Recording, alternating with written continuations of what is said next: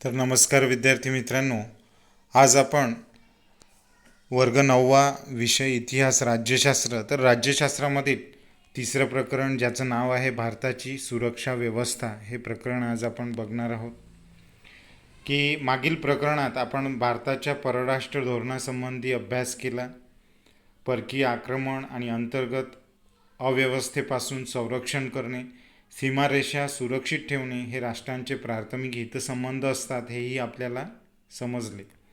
त्यासाठी प्रत्येक राष्ट्र राष्ट्रीय पातळीवर एक भक्कम सुरक्षा निर्माण करते. भारतानेही अशी राष्ट्रीय सुरक्षा व्यवस्था निर्माण केलेली असून या प्रकरणात आपण तिचे स्वरूप आणि सुरक्षा व्यवस्थेसमोरील आव्हान हे विचारात घेणार आहोत. की या प्रकरणामध्ये आपण भारताची सुरक्षा व्यवस्था ही कशी आहे, त्यासाठी भारताने उचललेले आवश्यक पावले आणि त्याचबरोबर भारताची सुरक्षा व्यवस्थेतील अनेक जे दल आहेत त्या सर्वांसंबंधी या प्रकरणात माहिती बघणार आहोत. तर सर्वात पहिला मुद्दा आहे की राष्ट्रीय सुरक्षा म्हणजे काय. की आंतरराष्ट्रीय व्यवस्थेत सार्वभौम राष्ट्रांची आंतरराष्ट्रीय व्यवस्था ही सार्वभौम राष्ट्रांची बनलेली आहे. ही सार्वभौम राष्ट्रे जरी एकमेकांना सहकार्य करीत असली तरी त्यांच्यात काही वेळेस संघर्षही होतात. मग आता आंतरराष्ट्रीय व्यवस्था ही सार्वभौम म्हणजे जे सर्व स्वतंत्र राष्ट्र आहे त्यांची बनलेली आहे. ही एक व्यवस्था आहे आणि ही सार्वभौम राष्ट्रे जरी एकमेकांना विविध क्षेत्रांमध्ये जसं आर्थिक, व्यापारिक, सामाजिक या सर्व क्षेत्रांमध्ये जरी ती एकमेकांना मदत करीत असली तरीही या राष्ट्रांमध्ये काही वेळेला काहीतरी प्रश्न उपस्थित होतात आणि त्यातून संघर्षसुद्धा होतात. राष्ट्रांमध्ये सीमारेषासंबंधी वाद असतात, तर काही वेळेस पाणी वाटपांवरून त्यांच्यात संघर्ष निर्माण होतात. आंतरराष्ट्रीय कराराचे पालन न करणे, परस्परांशी सतत स्पर्धा करणे, शेजारी देशातून निर्वासितांचे लोंढे येणे ही संघर्षाची काही अन्य कारणेसुद्धा असू शकतात. की मग आता दोन जे देश एकमेकांच्या जवळ असतात त्या देशांमध्ये काही प्रश्नांवरून वादसुद्धा उद्भवतात. मग सीमारेषांसंबंधी वाद असू शकतात, जसं भारत आणि पाकिस्तान, भारत आणि चीन यांच्यामध्ये सीमारेषेसंबंधी वाद आहेत. कधीकधी पाणी वाटपांवरून त्यांच्यात संघर्ष निर्माण होतात, जसं भारत आणि पाकिस्तान यांच्यामध्ये पाणी वाटपावरून सुद्धा वाद झालेला आहे. याशिवाय आंतरराष्ट्रीय करारांचे पालन न करणे, की जे काही आंतरराष्ट्रीय करार असतात त्यांचं पालन दोन देश करत नाही किंवा दोन देशांपैकी एक देश करत नाही. जसं युनोने काश्मीर प्रश्नामध्ये भारताच्या बाजूला झुकतं माप दिलेलं असूनसुद्धा पाकिस्तान काय करतो आहे की आंतरराष्ट्रीय कराराचं पालन न करता तो वारंवार वाद निर्माण करतो आहे. याशिवाय परस्परांशी सत्ता स्पर्धा करणे, चीन आणि अमेरिका हे दोन्ही देश एकमेकांशी सत्ता स्पर्धा करत आहेत. शेजारी देशातून निर्वासितांचे लोंढे येणे, भारत आणि बांगलादेश, की भारतात बांगलादेशीय निर्वासित म्हणजे कोण, की जे एका देशातून दुसऱ्या देशामध्ये स्थलांतरित होतात असे लोक हे भारतामध्ये येऊन राहतात आणि त्यामुळे भारताच्या अर्थव्यवस्थेवर त्याचा ताण पडतो. तर ही काही संघर्षाची कारणे असू शकतात, कारण यातून दोन देशांमध्ये संघर्ष हा बहुतांश उद्भवतो. राष्ट्रांमध्ये अशा प्रकारे परस्पर विरोधी हितसंबंध निर्माण झाल्यास त्यांचे निराकरण तडजोडी, चर्चा यांच्या आधारे केले जाते. परंतु असे प्रयत्न जेव्हा अपुरे ठरतात तेव्हा एखादे राष्ट्र युद्धाचाही विचार करते. की मग राष्ट्रांमध्ये असे सीमावाद, सीमा प्रश्न, निर्वासितांचे प्रश्न, पाणी वाटपाचा प्रश्न किंवा इतर काही वाद जेव्हा उद्भवतात, संघर्ष जेव्हा निर्माण होतात, तेव्हा प्रथमतः वाटाघाटीच्या माध्यमातून, काही तडजोडींच्या माध्यमातून, चर्चेच्या माध्यमातून हे प्रश्न सोडवण्याचा प्रयत्न केला जातो. परंतु हे प्रश्न तडजोडीच्या, चर्चेच्या माध्यमातूनही सुटले नाही तर अनेक वेळेला दोनही राष्ट्र युद्धाचा सुद्धा विचार करतात. मग एका राष्ट्राने दुसऱ्या राष्ट्रावर आक्रमण करणे, राष्ट्राच्या सार्वभौमत्वाला आव्हान देणे, यामुळे राष्ट्राच्या सुरक्षेला धोका निर्माण होतो. की मग एखाद्या राष्ट्राने दुसऱ्या राष्ट्रावर आक्रमण केलं तर त्यामुळे काय होतं, त्या राष्ट्राचं सार्वभौमत्व म्हणजे स्वातंत्र्य हे काय होतं, धोक्यामध्ये येतं आणि त्याच्या सुरक्षिततेला आणि तेथील व्यक्तींच्या जीवितालासुद्धा त्यामुळे धोका निर्माण होतो. आक्रमक राष्ट्राच्या लष्करी सामर्थ्यामुळे अशा प्रकारचे आव्हान हे निर्माण होते. मग काही राष्ट्रांकडे भरपूर लष्करी सामर्थ्य असतं, जसं आज चीन किंवा अमेरिका यांच्याकडे लष्करी सामर्थ्य प्रचंड प्रमाणात आहे आणि त्यामुळे काय होतं की एकंदरीतच आंतरराष्ट्रीय जे वातावरण आहे, जे सामंजस्याचं, मित्रत्वाचं, सहकार्याचं वातावरण आहे जगामध्ये, ते कलुषित होतं आणि त्यामध्ये संघर्षाची बीजे ही रोवली जातात. आणि या आक्रमक राष्ट्रांच्या या लष्करी सामर्थ्यामुळे संपूर्ण जगापुढे एक प्रकारचं आव्हान निर्माण होतं. कोणत्याही परिस्थितीत राष्ट्राच्या सार्वभौमत्वाचे किंवा अस्तित्वाचे रक्षण करणे हे राज्याचे पहिले कर्तव्य आणि जबाबदारी असल्याने राज्याला आपली सुरक्षा व्यवस्था कायम सज्ज आणि अद्ययावत ठेवावी लागते. याला राष्ट्रीय सुरक्षा असं म्हणतात. म्हणजे राष्ट्रीय सुरक्षा म्हणजे काय, तर एकंदरीतच जर कोणत्याही आक्रमक राष्ट्राने लष्करी सामर्थ्याच्या बळावर आपल्या राष्ट्रावर जर आक्रमण केले तर आपल्या देशातील लोक, आपल्या देशाचं स्वातंत्र्य हे अबाधित ठेवणं, ते कोणत्याही परिस्थितीत जाऊ न देणे, त्याचं रक्षण करणे, आपल्या राष्ट्राचं अस्तित्वाचं रक्षण करणे हे सर्वात पहिलं राष्ट्राचं आद्य कर्तव्य आणि जबाबदारी आहे. आणि ही जबाबदारी पार पाडण्याकरिता आपल्याला काय करावं लागतं मग, की आक्रमक राष्ट्रापेक्षाही चांगलं सैन्य, सुरक्षा व्यवस्था ही आपल्याला कायम सज्ज ठेवावी लागते आणि अद्ययावत ठेवावी लागते. म्हणजे आपल्याकडे तलवारी असतील आणि परकीय राष्ट्रांकडे जर बंदुकी असतील तर आपण निश्चितच काय होऊ शकणार नाही, त्यांच्यापुढे टिकाव धरू शकणार नाही. म्हणून नेहमीच आपल्याला काय राहावं लागतं, सुसज्ज राहावं लागतं. तंत्रज्ञानाने युक्त असं सैन्य, असं तंत्रज्ञानाने युक्त असं शस्त्रास्त्र आपल्याकडे असले पाहिजेत. आणि या सर्वालाच काय म्हणतात, जेव्हा आपण कोणत्याही आक्रमणाचं प्रत्युत्तर देण्याकरिता सज्ज असतो तर अशा सज्जतेलाच आपल्याला काय म्हणता येतं, राष्ट्रीय सुरक्षा असं म्हणतात. पुढे आहे राष्ट्रीय सुरक्षिततेचे जतन करण्याचे मार्ग. मग ही राष्ट्रीय सुरक्षितता आपण कशा प्रकारे जतन करू शकतो, कशा प्रकारे ती आपण टिकून ठेवू शकतो, तर राष्ट्राच्या सुरक्षेचा संबंध भौगोलिकतेशी जोडलेला आहे. कारण भौगोलिकदृष्ट्या अधिक निकट असणाऱ्या राष्ट्राकडून राष्ट्रीय सुरक्षेला धोका निर्माण होण्याची शक्यता असते. की राष्ट्रीय सुरक्षेचा संबंध हा भौगोलिकतेशी जोडला गेलेला आहे. भौगोलिकता म्हणजे काय, की आपल्या आजूबाजूला जो काही प्रदेश असेल, त्या आजूबाजूच्या शेजारील जे राष्ट्र असतील, अशा शेजारील राष्ट्रांकडूनच आपल्या राष्ट्रीय सुरक्षेला धोका निर्माण होण्याची काय असते, शक्यता असते. म्हणजे बघा, आपल्या शेजारील भारताच्या शेजारील पाकिस्तान, बांगलादेश, चीन यांच्याकडून आपल्याला धोका आहे, तेवढा धोका आपल्याला रशिया, अमेरिका, फ्रान्स, इंग्लंड यांच्याकडून आक्रमकतेचा नाही. म्हणजे राष्ट्राच्या सुरक्षेचा संबंध हा कशाशी जोडता येतो, भौगोलिकतेशी आपल्याला जोडता येतो. आपल्या भौगोलिक सीमारेषांना असलेला धोका कोणता आहे तो कोणाकडून आहे हे ओळखणे महत्त्वाचे असते. मग आपल्या आजूबाजूला जे राष्ट्र आहे त्यापैकी कोणत्या राष्ट्रांकडून आपल्याला धोका आहे, आपल्या सीमारेषा या असुरक्षित आहेत, हे ओळखणंसुद्धा काय असतं, महत्त्वाचं असतं. ते जर आपण ओळखू शकलो नाही तर आपलं स्वातंत्र्य आपण कधीही गमावू शकतो. मग हा धोका जर दूर ठेवायचा असेल तर त्यासाठी राष्ट्राला आपली लष्करी ताकद वाढवावी लागते. आधुनिक तंत्रज्ञानाचा अवलंब करून धोक्याविषयी अंदाज बांधणे, शस्त्रास्त्र निर्मिती, संरक्षण दलाचे आधुनिकीकरण व ती अद्ययावत करणे इत्यादी मार्ग अवलंबले जातात. मग आपल्याला आपल्या आजूबाजूच्या शेजारील राष्ट्रांचा आपल्या राष्ट्रीय हिताला, राष्ट्रीय सुरक्षेला जर धोका होत असेल तर हा धोका जर दूर ठेवायचा असेल तर आपल्याला आपल्या राष्ट्राला काय वाढवावी लागते, आपली लष्करी ताकद वाढवावी लागते. ज्याच्याकडे जेवढं प्रबळ सैन्य, लष्कर, तो तेवढाच काय ठरतो, सरस ठरतो. आणि त्यामुळे दुसरे राष्ट्रसुद्धा आपल्यावर वक्रदृष्टी करून आपल्याकडे बघू शकत नाही. मग याकरिता शस्त्रास्त्र निर्मिती आपल्याला करावी लागेल. शिवाय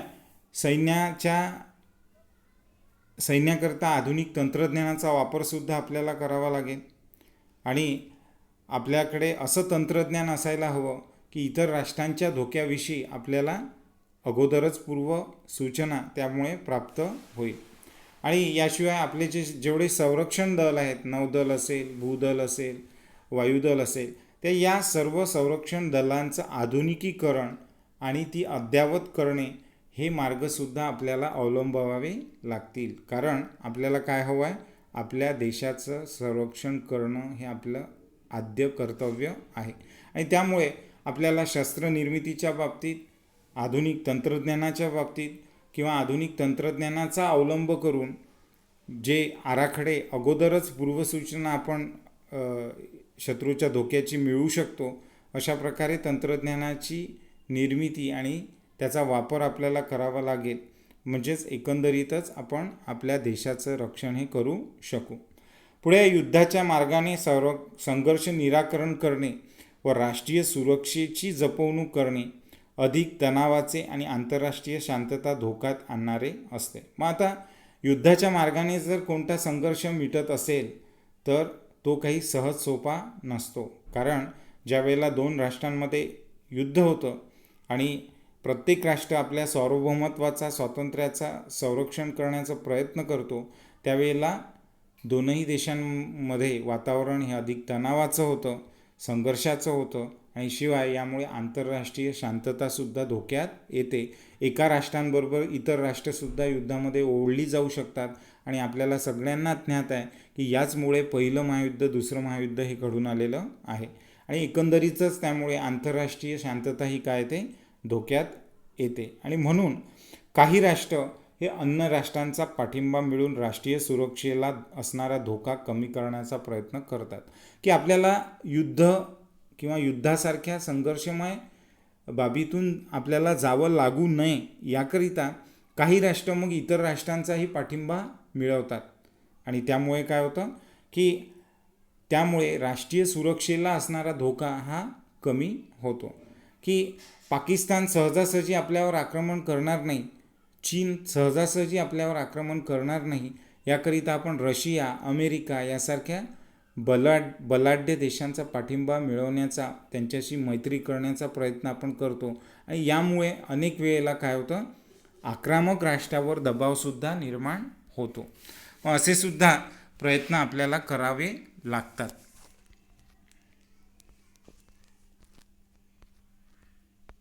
पुढे आहे भारताची सुरक्षा यंत्रणा. की भूदल, नौदल, वायुदल या संरक्षण करणाऱ्या 3 दलांचा भारताच्या सुरक्षा यंत्रणेमध्ये समावेश होतो. की भारताची जी सुरक्षा यंत्रणा आहे ती या 3 दलांनी मिळून बनलेली आहे. एक म्हणजे भूदल, दुसरं म्हणजे नौदल, तिसरं म्हणजे वायुदल. आणि हे तीनही संरक्षक दल हे भारताच्या सीमारेषांचं आणि भारताच्या अंतर्गत भागांचं संरक्षण करत असतात. भारताच्या भौगोलिक सीमांचे रक्षण करण्याची जबाबदारी भूदलावर असते. भारताची सीमा ज्या ज्या राष्ट्रांना स्पर्श करते त्या भारताच्या भौगोलिक सीमांचं रक्षण करण्याची जबाबदारी ही कोणावर असते? भूदलावर. भूदल म्हणजे काय? जे जमिनीवर कार्यरत असतात. तर नौदल हे भारताच्या सागरी सीमांचं संरक्षण करतं. की भारताला जी जवळपास 7 ते 8,000 किलोमीटर लांबीची जी सागरी सीमा आहे त्या सागरी सीमांचं संरक्षण करण्याचं कार्य हे नौदल करतं.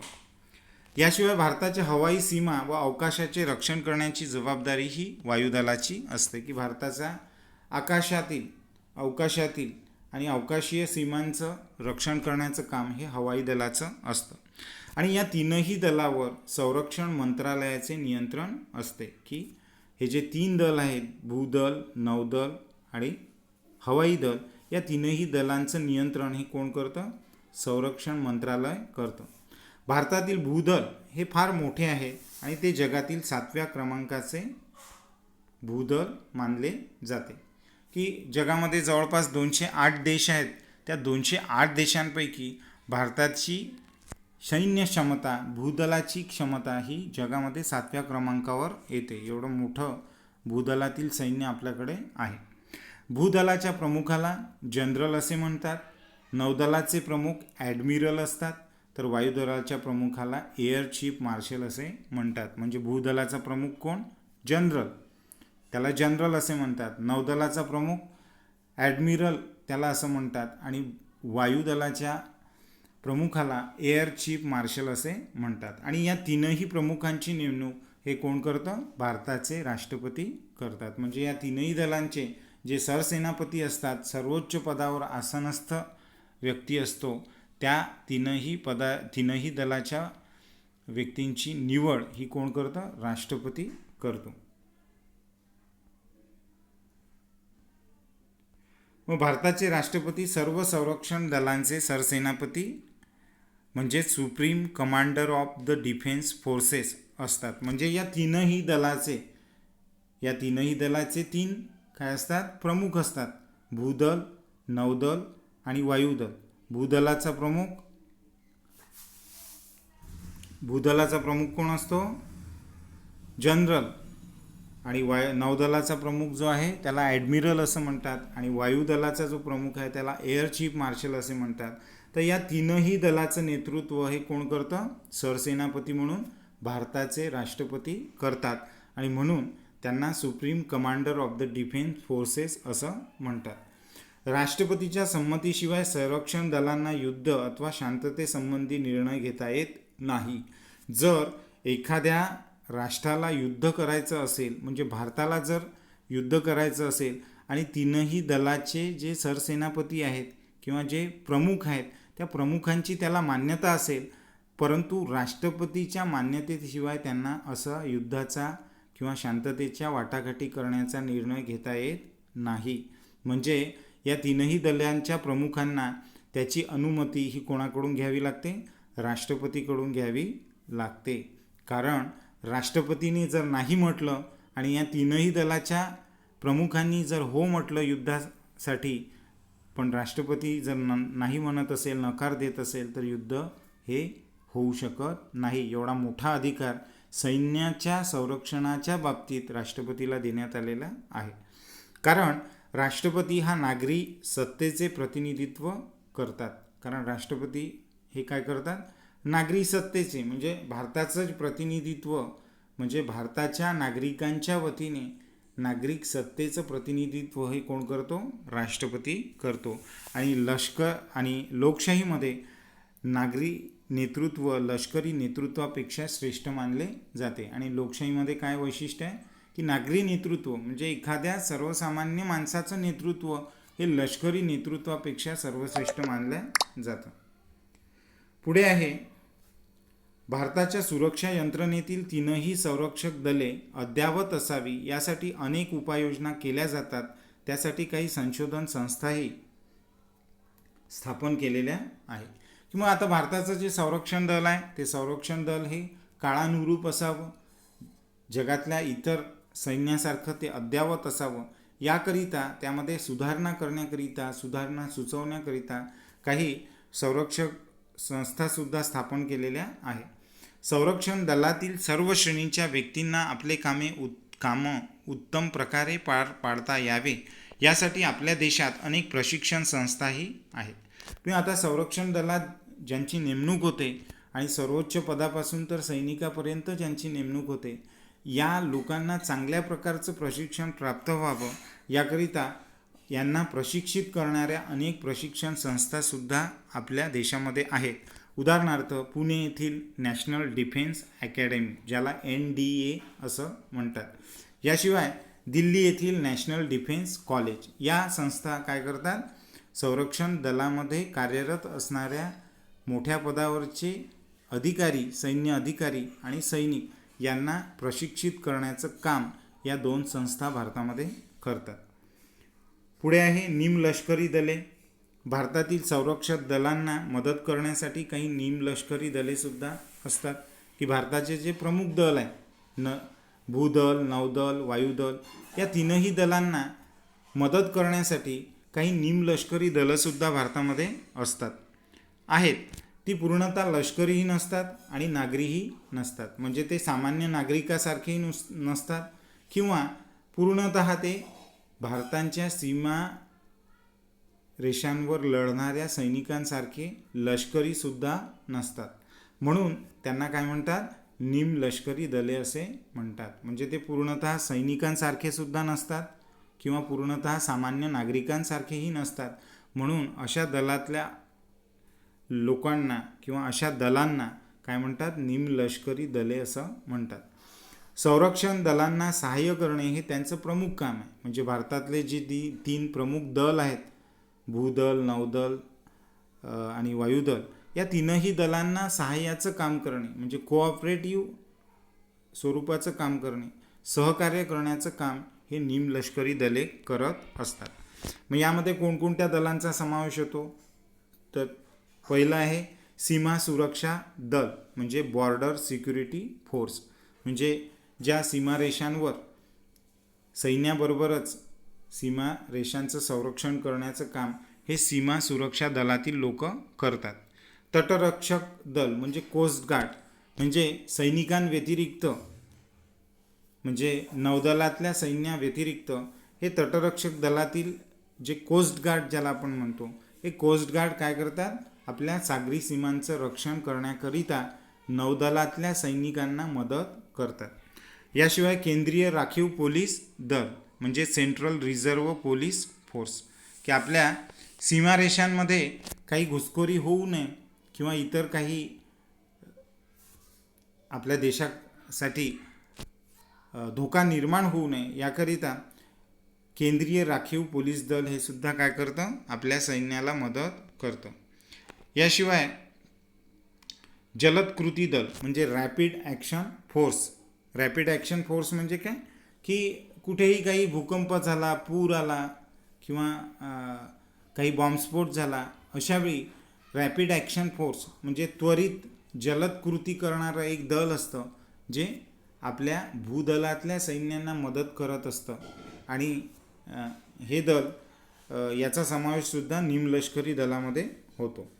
रेल्वे स्थानके, तेलसाठे, पाणीसाठे इत्यादी महत्त्वाच्या ठिकाणांचे संरक्षण करण्याची जबाबदारी ही निमलष्करी दलांची असते. आपण बघतो रेल्वे स्थानकावर काही सैन्यांच्या ड्रेसमध्ये, वेशामध्ये आपल्याला जे लोक दिसतात ते निमलष्करी दलातील असतात. याशिवाय तेलसाठे, ज्या ज्या ठिकाणी आपल्याला आपला पेट्रोलचा साठा करण्यासाठी काही ऑइल किंवा गॅस डेपो असतात, या ऑइल डेपो किंवा गॅस डेपोच्या ठिकाणी सुद्धा हे निमलष्करी दलातील लोक कार्यरत असतात. पाणीसाठे, जिथे धरणं आहेत त्या धरणामध्ये कोणत्याही प्रकारचा धोका निर्माण होऊ नये, कोणी काही विध्वंसक कार्य करू नये याकरिता अशा ठिकाणी निमलष्करी दलातले लोक हे काय करतात, संरक्षण करत असतात.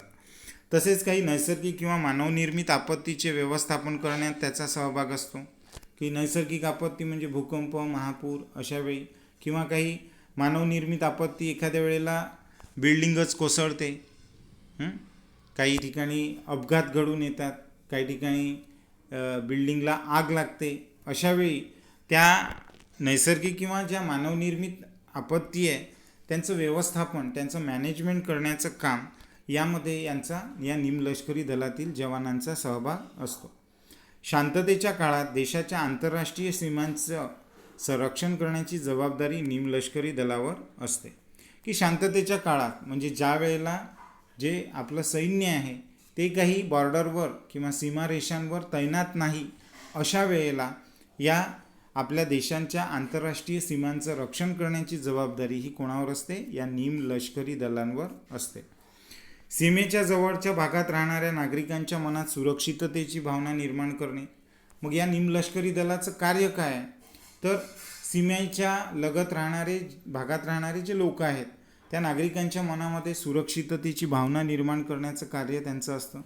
याशिवाय सीमारेषांवर होणारी जी तस्करी आहे म्हणजे स्मगलिंग जी आहे, वेगवेगळ्या शस्त्रास्त्रांची, ड्रग्सची, हेरॉईनची, अशा प्रकारच्या मादक पदार्थांची जी तस्करी होते, सोन्या नाण्यांची, तर अशा तस्करी या स्मगलिंगला रोखणे. याशिवाय सीमारेषांवर गस्त घालणे, की भारताच्या सीमारेषांमध्ये कोणी घुसखोरी करू नये इतर देशातील सैनिकांनी आपल्यावर कोणत्याही प्रकारचं आक्रमण करू नये याकरिता सीमांवर गस्त घालण्याचं काम हे कोण करतं? सीमा सुरक्षा दल करतो. म्हणजे ज्याला काय म्हटलेलं आहे? सीमा सुरक्षा दल म्हणजेच निमलष्करी दलातलाच हा एक भाग आहे. मग भारताच्या सागरी किनाऱ्यांचे रक्षण करण्यासाठी तटरक्षक दलाची निर्मिती करण्यात आलेली आहे. भारताच्या सागरी हद्दीतील मच्छीमारी व्यवसायात संरक्षण देणे, की भारताच्या किनाऱ्याचं रक्षण करण्याची जबाबदारी ही कोणावर आहे? कोस्ट गार्ड म्हणजे तटरक्षक दलावर ती सोपवण्यात आलेली आहे. मग भारताच्या सागरी हद्दीतील मच्छीमारी व्यवसायाला संरक्षण देणे, की जे आपले कोळी लोक आहेत जे मच्छीमारी करतात, मग अशा लोकांवर परकीय देशातील सैनिकांनी आक्रमण करू नये किंवा कोणी त्यांचा घातपात करू नये याकरिता त्यांना आपल्या भारताच्या सागरी सीमांच्या हद्दीत मच्छीमारी करणारे जे भारतीय लोक आहेत त्यांना संरक्षण देण्याचं काम हे कोण करतं? तटरक्षक दलातील लोक करतात. याशिवाय सागरी मार्गावरील चोरटा व्यापार थांबवणे, की आपण बघतो की सागरी मार्गाने सुद्धा काय होतं? अनेक प्रकारचे चोरटे व्यवसाय लोक करतात. तर या चोरट्या व्यापारावर नियंत्रण ठेवण्याचं काम सुद्धा कोण करतं? तटरक्षक दलातील लोक करतात. कायदा व सुव्यवस्था राखण्याच्या कामी विविध राज्याच्या प्रशासनात मदत करण्याचे काम केंद्रीय राखीव पोलीस दल करते. आणि मग देशाच्या अंतर्गत भागातील कायदा आणि सुव्यवस्था ही कायम राहावी, देशामध्ये शांतता राहावी, मग याकरिता या कामी या विविध राज्यातील प्रशासनाला, विविध राज्यांमध्ये काय असतं मग, की केंद्रीय राखीव पोलीस दल असतं, की या पोलीस दलातील लोक हे आपल्या अंतर्गत भागातील लोकांच्या जीविताचं संरक्षण करण्याचं, कायदा सुव्यवस्था ही योग्य राहावी याकरिता राखीव पोलीस दलातले लोक हे काय असतात? कार्यरत असतात.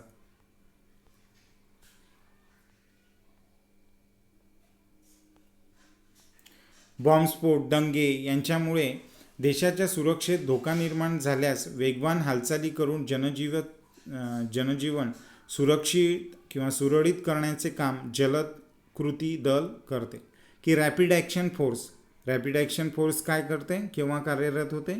की ज्या वेळेला कुठे बॉम्बस्फोट झाला, कुठे दंगे झाले किंवा कोणतीही त्रासदी आली, नैसर्गिक आपत्ती आली, तर अशा वेळेला देशाच्या सुरक्षेला जर धोका निर्माण झाला तर अशावेळी वेगवान हालचाली करण्याचं काम रॅपिड ॲक्शन फोर्स ही करते. आणि जनजीवन सुरळीत करण्याचं काम, देशामध्ये शांतता निर्माण करण्याचं काम हे कोणाचं आहे? रॅपिड ॲक्शन फोर्स म्हणजेच जलद कृती दल हे करत असते. पुढे आहे विद्यार्थ्यांमध्ये शिस्त व लष्करी शिक्षणाची आवड निर्माण व्हावी या हेतूने राष्ट्रीय छात्रसेना म्हणजे NCCची स्थापना करण्यात आलेली आहे. की आपण बघतो की शालेय जीवनामध्ये NCCमध्ये सामील होणे ही खूप प्रतिष्ठेची गोष्ट मानल्या जाते. तर मग ही NCCची स्थापना का करण्यात आलेली आहे? की विद्यार्थ्यांमध्ये शिस्त निर्माण व्हावी आणि लष्करी शिक्षणाची आवड निर्माण व्हावी, कारण देशाला अशा जवानांची आवश्यकता असते की जे देशाच्या संरक्षणाकरिता प्राणपणाने लढतील. मग अशा भावनेची रुजवणूक ही शालेय जीवनापासूनच व्हावी याकरिता NCCची स्थापना ही करण्यात आलेली आहे. म्हणून तिला काय म्हटलेलं आहे? राष्ट्रीय छात्रसेना म्हणजेच NCCची स्थापना करण्यात आलेली आहे. मग यात शाळा महाविद्यालयातील विद्यार्थींना सहभागी होता येते, की यात शाळा आणि महाविद्यालयातील जे विद्यार्थी असतात त्यांना यामध्ये सहभागी होता येते. पुढे आहे गृहरक्षक दल. स्वातंत्र्यपूर्व काळात गृहरक्षक दल म्हणजे होमगार्ड ही संघटना स्थापन करण्यात आली. गृहरक्षक दलात सहभागी होऊन नागरिक देशाच्या संरक्षणात सहाय्यभूत ठरू शकतात. 20 ते 35 वर्ष वयोगटातील कोणत्याही स्त्री पुरुष नागरिकास या दलात भरती होता येते. की स्वातंत्र्यपूर्व म्हणजे आपला देश स्वातंत्र्य होण्याच्या पूर्वीच्या काळातच काय निर्माण झालेलं होतं? गृहरक्षक दल म्हणजे ज्याला होमगार्ड असं आपण म्हणतो, ही एक संघटना स्थापन करण्यात आलेली होती. मग गृहरक्षक दलात सामील होऊन आपण सुद्धा काय होऊ शकतो, नागरिक देशाच्या संरक्षणाला मदत करू शकतात. म्हणजे देशामध्ये काही घातपात होऊ नये, देशाचं सार्वभौमत्व स्वातंत्र्य हे कायम राहावं म्हणून ॲज अ नागरिक एक सामान्य नागरिक म्हणून आपण होमगार्ड बनून काय करू शकतो, देशाच्या संरक्षणाला मदत करू शकतो. मग यामध्ये 20 ते 35 वयोगटातील कोणतेही स्त्री पुरुष हे काय होऊ शकतात, या दलामध्ये सामील होऊ शकतात. म्हणजे कोणतेही 30 ते 35 20 ते 35 वयोगटातील जे स्त्री पुरुष आहेत आणि भारतीय नागरिक आहेत ते यामध्ये सामील होऊ शकतात. पोलिसांच्या बरोबरीने सार्वजनिक सुरक्षितता राखणे, दंगल व बंद या काळात दूध, पाणी इत्यादी जीवनावश्यक वस्तूंचा पुरवठा करणे. मग आता हे जे होमगार्ड्स आहेत, या होमगार्ड काय काय करतात, तर पोलिसांच्या बरोबरीने सार्वजनिक सुरक्षितता राखण्याचं कार्य ते करतात. आपण बघतो ज्यावेळेला दसऱ्याची आपली अंबादेवीची यात्रा असते त्यावेळेला अनेक होमगार्ड्स हे आपल्याला पोलिसांसारख्या खाकी वेशामध्ये आणि एक वेगळ्या प्रकारची कॅप घातलेले आपल्याला दिसतात. तर ते काय करत असतात, पोलिसांना त्यांच्या कामामध्ये मदत करत असतात. म्हणजे सार्वजनिक सुरक्षितता राखण्याकरिता ते मदत करत असतात. याशिवाय ज्या वेळेला दंगल होते किंवा बंद असतो, कर्फ्यू असतो, अशा काळात जीवनावश्यक वस्तू म्हणजे दूध, पाणी अशा काही वस्तूंचा लोकांना, नागरिकांना पुरवठा करण्याचं कामसुद्धा होमगार्ड हे करतात. शिवाय वाहतुकींची व्यवस्था करणे, आपण बघतो ट्रॅफिक पोलीस जे असतात त्यांच्या मदतीला होमगार्ड हे असतात. वाहतुकींचं नियंत्रण व्यवस्था करण्याचं कामसुद्धा ते करतात. याशिवाय भूकंप, पूर अशा नैसर्गिक आपत्तीच्या वेळी लोकांना मदत करणे इत्यादी कामे या दलाला पार पाडावी लागतात. याशिवाय जे भूकंप किंवा पूर, नैसर्गिक आपत्ती जेव्हा येते तेव्हा लोकांना मदत करण्याचं कामसुद्धा हे होमगार्ड करत असतात.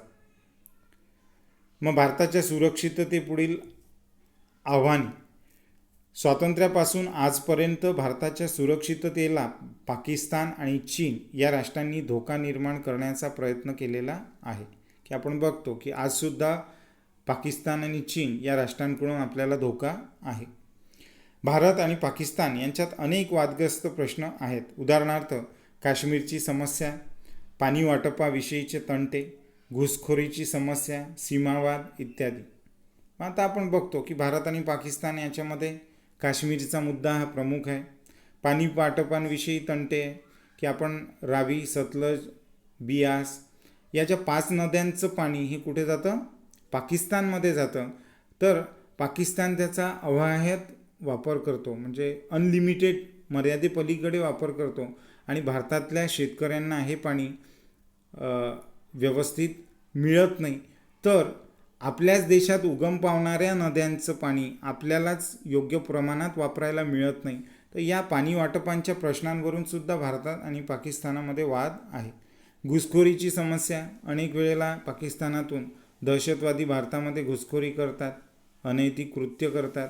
तर ही घुसखोरीची समस्या आहे. सीमावाद आहे, दोनही देशांमध्ये सीमेवरून वाद आहे. तर इत्यादी प्रकारचे हे जे काही प्रश्न आहेत हे चर्चा आणि वाटाघाटींच्या माध्यमातून सोडवण्याचा प्रयत्न भारत सातत्याने करत आहे. की भारताला वाटतं की शांततेच्या मार्गानेच या सर्व समस्यांचं निराकरण व्हावं, त्याकरिता चर्चा घडवून आणण्यात भारत हा सतत पुढाकार घेत असतो.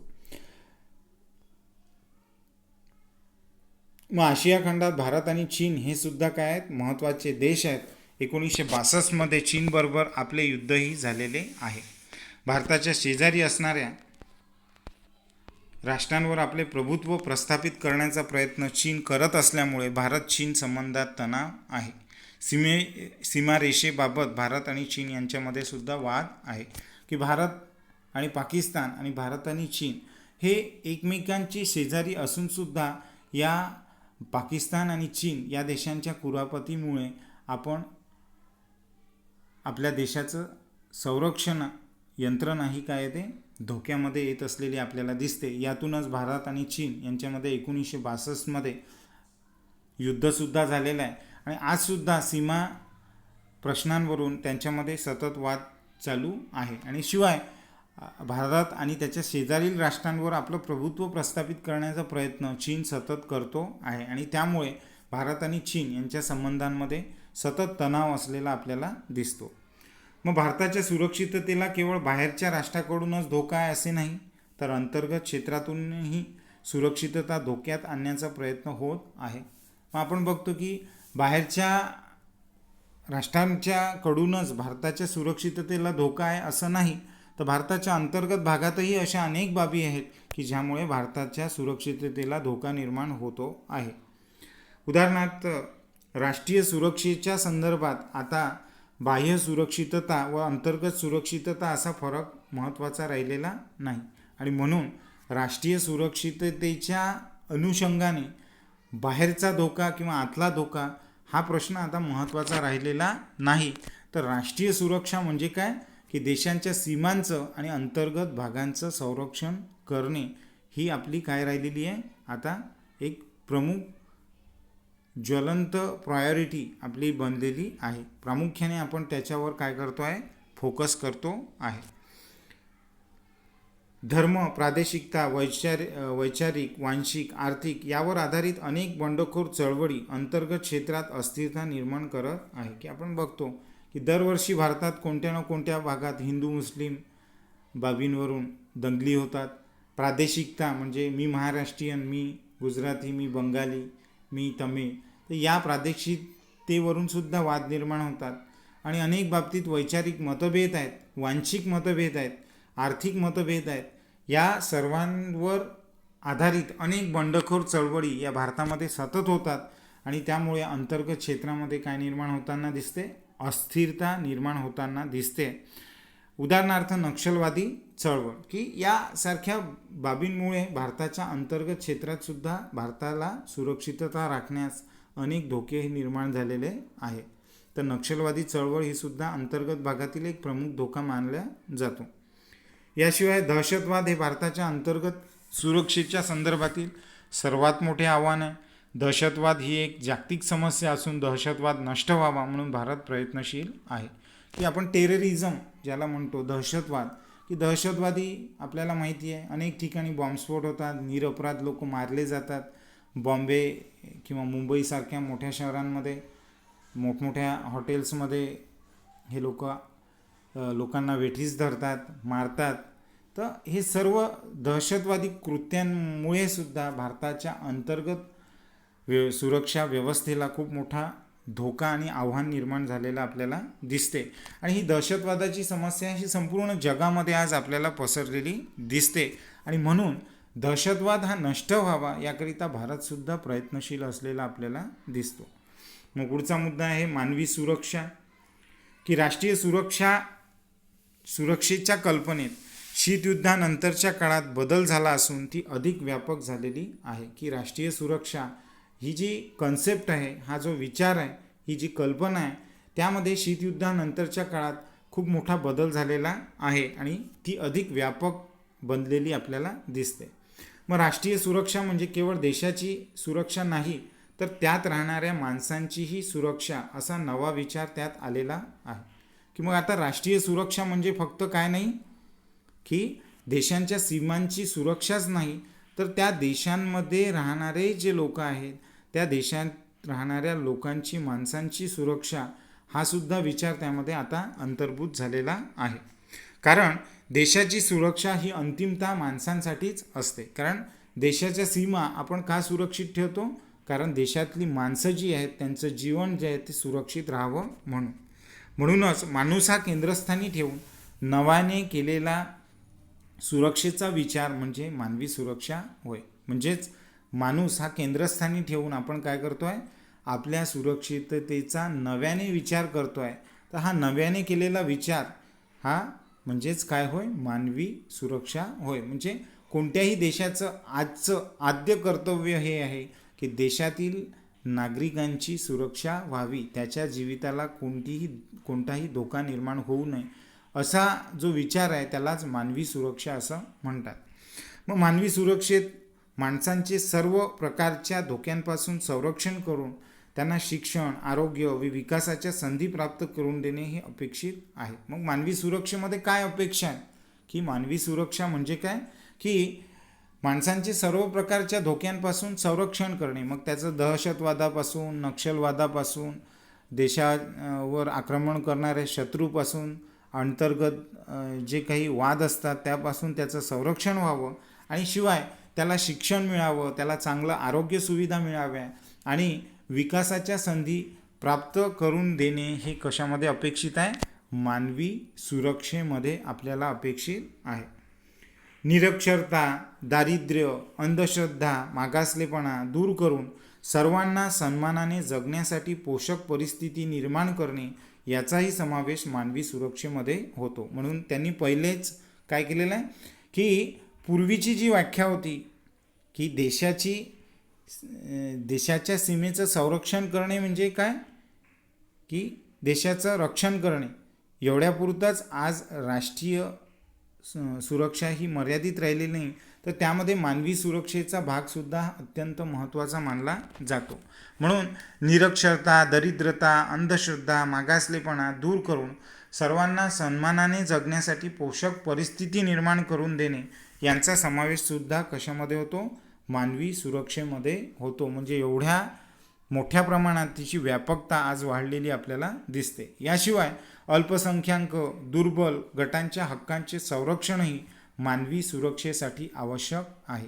की जे अल्पसंख्याक आहे, म्हणजे आपल्या देशामध्ये बुद्धिस्ट लोक किंवा मुस्लिम लोक, ख्रिश्चन लोक, हे जे अल्पसंख्याक गट आहेत, दुर्बल गट आहेत, की जे फारसे शिक्षणात पुढे नाहीत, आर्थिक सामाजिकदृष्ट्या ज्यांचं वर्चस्व हे कमी आहे, अशा दुर्बल घटकांचं सुद्धा संरक्षण व्हावं याचा सुद्धा समावेश हा मानवी सुरक्षेमध्ये आज आपण केलेला दिसतो. म्हणजे मानवी सुरक्षिततेची व्यापकता ही खूप मोठ्या प्रमाणात वाढलेली आपल्याला दिसते.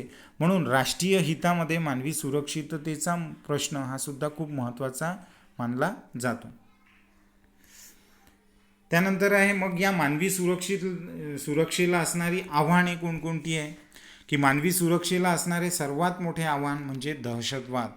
हे आपण बघतो की भारताच्या अंतर्गत भागात दहशतवाद, नक्षलवाद हा खूप मोठ्या प्रमाणात अस्तित्वात असलेला आपल्याला दिसतो. तर या मानवी सुरक्षिततेला सर्वात मोठं आव्हान जर कोणाचं असेल तर ते कशाचं आहे? दहशतवादाचं आहे. दहशतवादाचे लक्षच सामान्य निरपराध माणसे असतात, की त्यांना सामान्य निरपराध माणसांच्या मनामध्ये भीती निर्माण व्हावी हेच त्यांचं उद्दिष्ट असतं. त्यांच्या मनामध्ये दहशत किंवा भीती निर्माण करून त्यांच्यामध्ये असुरक्षिततेची भावना निर्माण करणे हा दहशतवादाचा हेतू असतो. की त्यांना असुरक्षित वाटावं, याशिवाय त्यांच्या मनामध्ये भीती आणि दहशत निर्माण व्हावी, तर हाच त्या दहशतवादाचा मुख्य काय असतो? हेतू असतो, उद्देश असतो. त्यामुळे मानवी सुरक्षेसाठी दहशतवाद नष्ट करणे हे काय आवश्यक आहे. कारण दहशतवाद जर असाच फोफावत राहिला तर सामान्य माणसाचं जीवन जगणं हे काय होईल? कठीण होऊन बसेल, कष्टप्रद होईल. म्हणून मानवी सुरक्षेसाठी दहशतवाद नष्ट होणं हे काय आवश्यक आहे. पुढे आहे पर्यावरणातील बदलांमुळे आणि प्रदूषणामुळेही मानवी जीवनाला धोका निर्माण झालेला आहे. की फक्त दहशतवादामुळेच मानवी जीवनाला धोका आहे का? नाही, तर पर्यावरणात बदल होतो आहे. आपण प्रदूषण जे मानवी कृतींमुळे जे प्रदूषण वाढत आहे त्यामुळे पर्यावरणाचा ऱ्हास होतो आहे. त्यामुळे पर्यावरणामध्ये मोठमोठे बदल घडून येत आहेत आणि त्यामुळे सुद्धा आणि प्रदूषणामुळे सुद्धा मानवी जीवनाला धोका निर्माण झालेला आहे. या सर्व प्रदूषणांमुळे AIDS, dengue, chikungunya, swine flu, Ebola यासारख्या रोगांनी मोठेच आव्हान आपल्यापुढे निर्माण केलेले आहे. आता याच्यामध्ये भरीसभर म्हणून कोरोनाचं नावसुद्धा आपल्याला घ्यावं लागेल. की पर्यावरणातील बदलांमुळे तर मानवी जीवन धोक्यात आलेलंच आहे, परंतु असे काही आजार पण आहेत, असे काही बॅक्टेरिया आणि व्हायरस पण आहेत या पृथ्वी तलावर की त्यामुळे सुद्धा मानवी जीवन धोक्यात आलेलं आहे. एड्सवर अजून वॅक्सिन आपण शोधू शकलो नाही. Dengue, chikungunya, swine flu, Ebola, corona यासारख्या रोगांमुळे काय झालेलं आहे? मानवी जीवनापुढे मोठं आव्हान निर्माण झालेलं आहे. अशा रोगांपासून मानवांचे संरक्षण हाही मानवी सुरक्षेचा घटक मानला जातो. की या रोगांपासून सुद्धा त्याचं संरक्षण झालं पाहिजे, हा सुद्धा काय आहे? मानवी सुरक्षेचा घटक हा मानला जातो. पुढे आहे भारताच्या सुरक्षा व्यवस्थेचे स्वरूप आपण या प्रकरणात अभ्यासले. राष्ट्रीय सुरक्षा ते मानवी सुरक्षा असा सुरक्षा संबंधीच्या कल्पनेत झालेला बदलही आपण या प्रकरणामध्ये समजून घेतला. पुढील प्रकरणात आपण संयुक्त राष्ट्रे या आंतरराष्ट्रीय संघटनेचा अभ्यास करणार आहोत. मानवी सुरक्षेसाठी ती कोणती उपाययोजना करते ते आपण समजून घेऊ. तर विद्यार्थी मित्रांनो, यानंतर आपण प्रथम सत्र एक्झामसाठी तयारी करणार आहोत. तर तुम्हाला जे गुगल फॉर्म्स पाठवले जातील त्यामध्ये ते गुगल फॉर्म्स व्यवस्थित सोडवावेत आणि आपला अभ्यास हा नीट करावा आणि चांगल्या पद्धतीने करावा, म्हणजे आपल्याला या वर्षीच्या परीक्षेमध्ये खूप चांगले गुण मिळतील यासाठी आपण प्रयत्न करावेत अशी आशा मी व्यक्त करतो आणि इथे थांबतो. धन्यवाद.